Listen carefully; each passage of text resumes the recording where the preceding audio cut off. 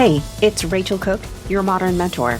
I'm the founder of Lead Above Noise, where we help leaders rethink how the work gets done so that it becomes regenerative, so that the ways in which we're working don't just drive results, but they also amplify engagement and well-being. If your organization is ready to build new ways into the work rather than just bolting programs onto it, learn more about my speaking, workshops, and coaching programs at leadabovenoise.com. Okay, on to today. So I recently connected with somebody new to me. Let's call him Tom. I had reached out to Tom because I'd heard him speak about something really interesting and I wanted to learn more from him. And I asked that in addition to his free advice and genius, he come to our meeting with a gnarly leadership challenge that I could weigh in on in return. And so here's what he brought. See, Tom leads a small business that, like many others these days, is sitting on the struggle bus. Their sales are down. And as a result, he is seeing employee morale shoot down as well. And this struggle is real. And what Tom wanted to know was, how can we fix a morale problem while the business problem remains unsolved? In the moment, I feel like I gave him some tips that were good. But on reflection, I think I had more to say. And I don't think Tom is likely to be the only leader sitting with this challenge. So thank you, Tom, but not really Tom, for the inspiration for today's episode on how to solve a morale challenge during a tricky business season. So I'm going to get to tactics in a minute, but they're all grounded in a really important reframe of the problem that I would like to suggest. Rather than asking, how do I fix a morale problem while the business is struggling? I think a better question is, how do I find ways to enhance morale that might also help me improve the business? 2 birds, 1 stone. So let's go ahead and dive in. I've got 4 ideas I'd love to share with anyone facing a challenge like this one. The first is to invite them into the problem solving. As Tom explained to me, solving for the business dips is his problem and no one else's. And by the letter of the law, that may be true. But being accountable to a problem doesn't have to mean you're the one solving it alone. And here's a fun secret. People love solving problems. We love it. And there's a huge difference between inviting people into the solution in conversation and shifting the responsibility onto their shoulders. Being able to say, hey team, here's what's happening in the business. We all know it, and I'm here to lead the charge in solving it. But you know what would really help? Your ideas, your insights and opinions, your expertise, and your ability to represent the voice of the customer. You see and hear things that I don't, and your ideas are really valuable to me. When we feel seen and appreciated, our morale climbs. And Tom, well, he gets a bunch of potential new ideas to try. It's likely that you're sitting on a goldmine of insight. Next, use Slack to grow.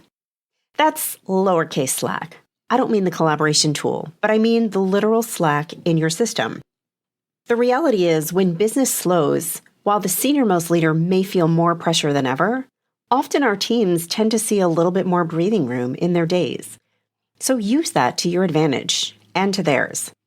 Ask everyone to carve out just 1 hour per week to learn something, to read part of a book or listen to a podcast, to read an article or attend a virtual conference. There are lots of ways to do this, but ask them to do it in service of serving the business and let them define what they'd like to tackle.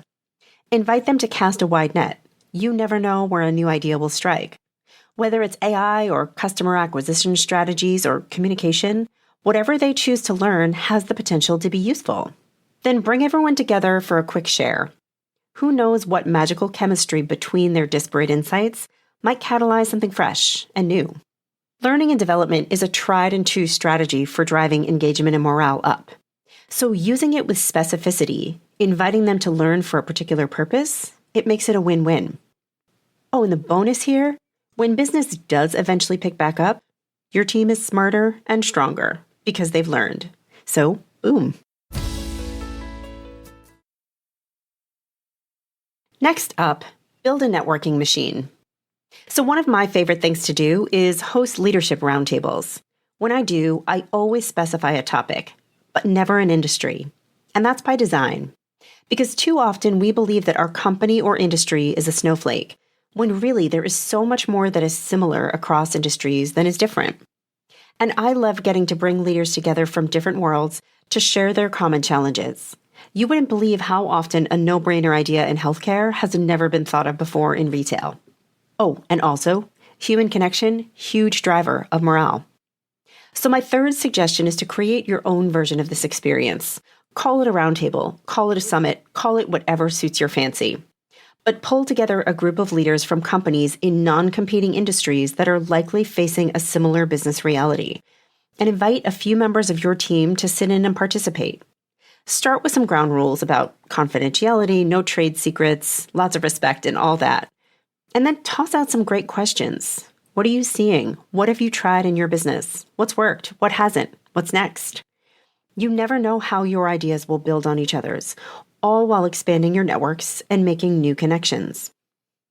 And finally, bring some customer voices front and center. One of the most powerful levers that we can pull to bump employee morale up, it's pulling them back to purpose. Not an existential one, but just a reminder of how their work has impacted people's actual real lives. So reach out to some past or present customers. Ask them to share a story about how the product or service that you offer is touching their lives. Ask them which pieces have served them most and how. And also ask what they wish for next. This does a couple of things for you. These happy stories fuel the fire of morale, because feeling connected to someone else's outcomes, it moves our spirits. But also, it reminds you about which slices or elements of your product or service are most valued, and their wish lists may offer insights into potential new features or bundles or delivery modes the market might be ready for. And this insight might be the one that moves you towards solving for the slump. These moves aren't quick fixes or magic bullets. I don't really trade in those. No, these suggestions are what leadership looks like when you care about both profit and people. Morale doesn't have to follow a business fix. If designed well, it can actually be your rocket fuel for growth. I hope something in this episode inspired a new action you might take today. If it did, I would love to hear about it. Shoot me a note at rachel@leadabovenoise.com and tell me what you're trying. You can follow Modern Mentor on Apple Podcasts, Spotify, or wherever you listen to podcasts. Thanks so much for listening and have a successful week. Modern Mentor is a quick and dirty tips podcast. Thanks to the QDT team.